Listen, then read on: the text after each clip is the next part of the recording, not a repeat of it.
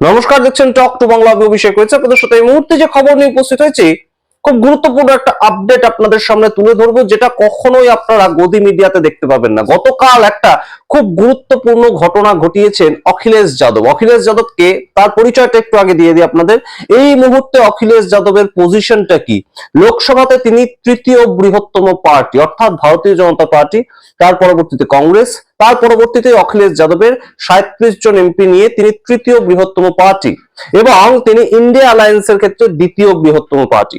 সেই অখিলেশ যাদব এই মুহূর্তে খুব গুরুত্বপূর্ণ একটা পদক্ষেপ গ্রহণ করেছেন, এবং সেই গুরুত্বপূর্ণ পদক্ষেপটা সংশ্লিষ্ট মহল মনে করছে কিন্তু যে শুধুমাত্র অখিলেশ যাদব যে গ্রহণ করেছেন শুধু তার নিজের ব্যক্তিগত কাজ হিসাবে সেরকম নয় জায়গাটা। সেই জায়গাটা অনেক সুদূর প্রসারী। এই দায়িত্বটা তাকে ইন্ডিয়া অ্যালায়েন্স থেকে দেওয়া হয়েছে।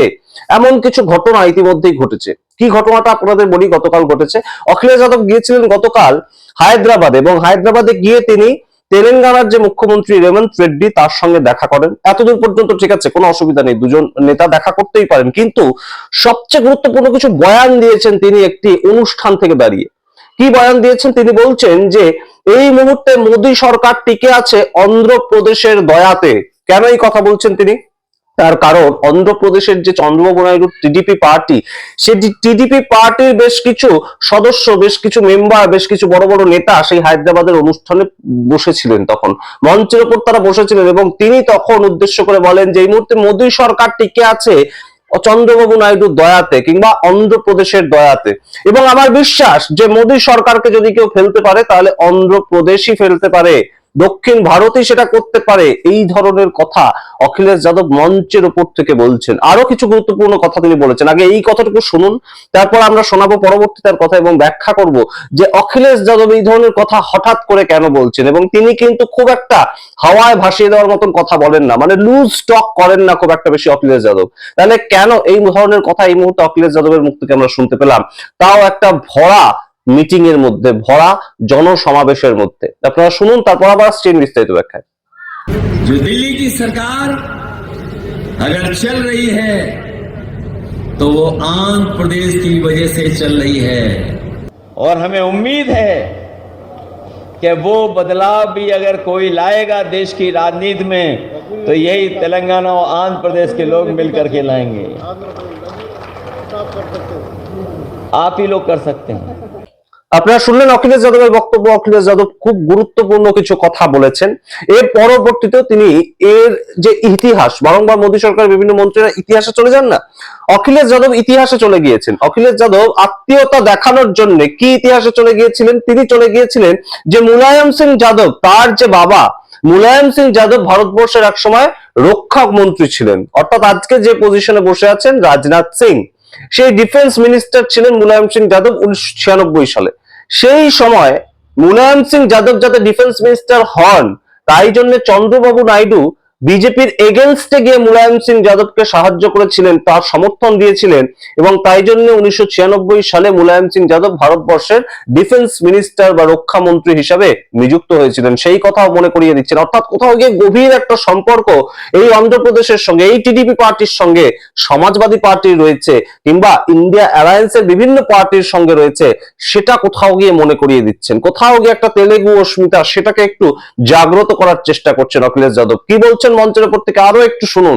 ছোট্ট কিছুটা ভিডিও, কিন্তু খুব গুরুত্বপূর্ণ আপডেট। তারপর আবার আসছে এই বিস্তারিত ব্যাখ্যায় যে কিভাবে ইন্ডিয়া অ্যালায়েন্স এই মুহূর্তে নিজেদের পর পর গুটিগুলো সাজাচ্ছে চন্দ্রবাবু নাইডুকে একটু নিজেদের কাছে যদি আনা যায় সেই জন্য। আপনারা শুনুন, তারপর আবার আসছে এই বিস্তারিত ব্যাখ্যায়। इतिहास कभी का कि हम सब लोग एक समय पर साथ आए थे, साथ रहे थे। जब नेताजी पहली बार डिफेंस मिनिस्टर बने थे, उस समय यहीं के बड़े बड़े नेताओं ने मिलकर के एक गठबंधन बनाया था, और उस गठबंधन का परिणाम यह हुआ था कि सरकार नई बनी थी। আপনারা শুনলেন এই মুহূর্তে অখিলেশ যাদবের বক্তব্য। অখিলেশ যাদব পর পর কিছু বয়ান দিয়েছেন, যেটা অবশ্যই রাজনীতিতে এই মুহূর্তে বড় সড় একটা বদল আনতে পারে। কেন বলছি বদলের কথা? তার কারণ আপনাদেরকে এর আগেই জানিয়েছি যে রেবন্ত রেড্ডি তার সঙ্গে চন্দ্রবাবু নাইডুর খুব অত্যন্ত ভালো সম্পর্ক। এবং কয়েকদিন আগে একটা আমরা দেখতে পেয়েছিলাম যে একটা মিটিং, একটা সভা, সেখানে সমাবেশে গিয়ে চন্দ্রবাবু নাইডু আর রেমন্ত রেড্ডি একদম একজন আরেকজনকে ধাক্কা মেরে রীতিমতো মজা করছেন।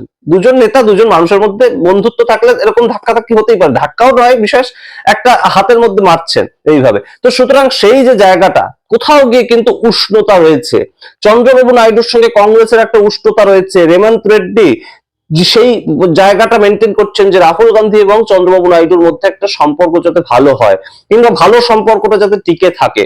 এবং আমরা আপনাদের খুব গুরুত্বপূর্ণ একটা বিষয় বলি যে কয়েকদিন আগে আপনারা দেখেছিলেন, বারংবার আমরাও আপনাদেরকে জানিয়েছিলাম যে ইন্ডিগো নিয়ে একটা সমস্যা হয়েছে এভিয়েশন সেক্টরে, মানে প্লেন বারংবার ক্যান্সেল হয়ে যাচ্ছিল, একটার পর একটা ফ্লাইট ক্যান্সেল হচ্ছিল, প্রায় 10-12 দিন ধরে এটা চলে। বিভিন্ন এয়ারপোর্টে মানুষ একদম রীতিমতন রোষ উগরে দেন তাদের, তারা কেন প্লেনে চড়তে পারছেন না, সেই সমস্ত বিভিন্ন ঘটনা ঘটে।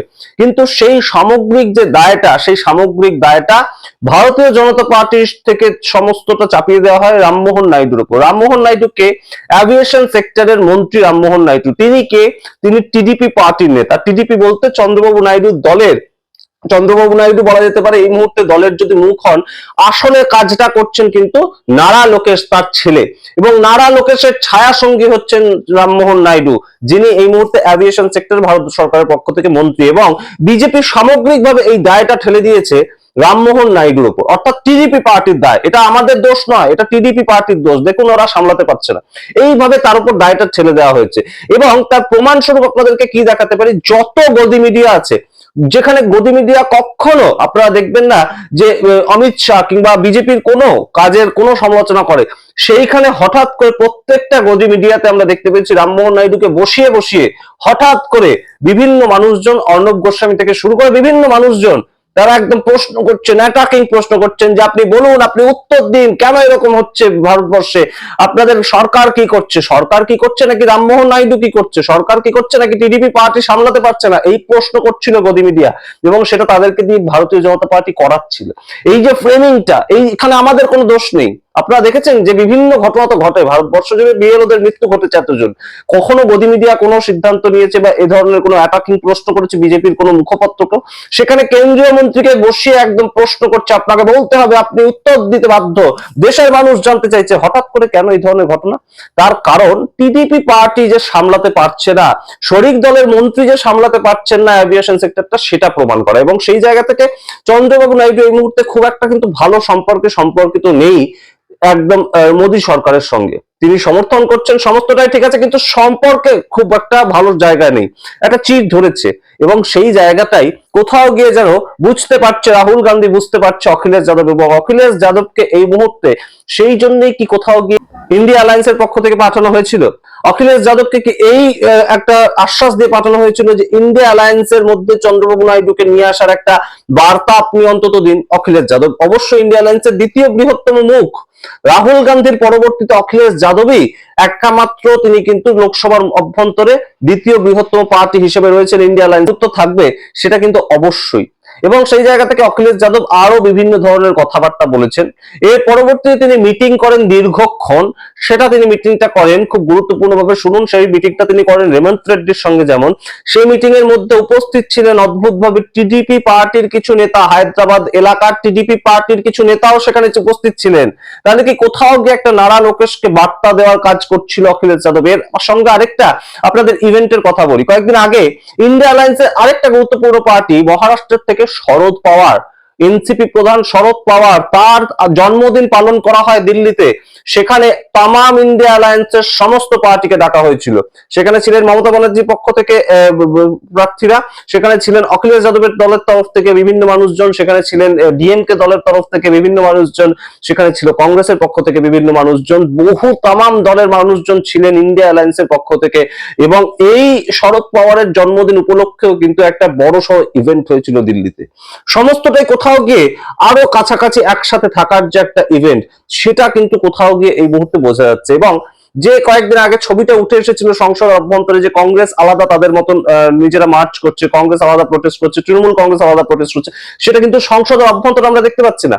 সংসদের অভ্যন্তরে কিন্তু সমস্তটা ঠিক আছে, আগে ঠিক যেমন ছিল বাদল অধিবেশনের সময় এসআইআর বিরোধী আন্দোলনের ক্ষেত্রে এইবারও আমরা দেখলাম কল্যাণ বন্দ্যোপাধ্যায়, মহুয়া মৈত্র সবাই একত্রিত ভাবেই রাহুল গান্ধীকে সাপোর্ট করলেন। সুতরাং কোথাও গিয়ে কিন্তু এই মুহূর্তে বেশ খানিকটা চাপের পরিস্থিতি তৈরি হতে পারে ভারতীয় জনতা পার্টির জন্য, বেশ কয়েকটা চাপের পরিস্থিতি তৈরি হতে পারে এনডিএ সামগ্রিক গঠবন্ধনের জন্য, যদি অখিলেশ যাদব অপারেশন অখিলেশ করতে পারে কিংবা অপারেশন ইন্ডিয়া অ্যালায়েন্স করতে পারে। অর্থাৎ কোথাও গিয়ে এই মুহূর্তে জগনমোহন রেড্ডি, চন্দ্রবাবু নাইডুর একদম অপোজিশনে যিনি রয়েছেন রাজ্যে, তাকে যে কোথাও গিয়ে নিজেদের দিকে টানছেন, তাকে যে কোথাও গিয়ে বেশ কয়েকটা পিঠ চাপড়ে দিচ্ছেন নরেন্দ্র মোদী। উপরাষ্ট্রপতি নির্বাচনের সময় আপনারা দেখেছেন হঠাৎ করে অমিত শাহ ফোন করেছিলেন জগনমোহন রেড্ডিকে, অমিত শাহ ফোন করাতে জগনমোহন রেড্ডি সাপোর্টও করেছিল উপরাষ্ট্রপতি নির্বাচনে সিপি রাধাকৃষ্ণনকে।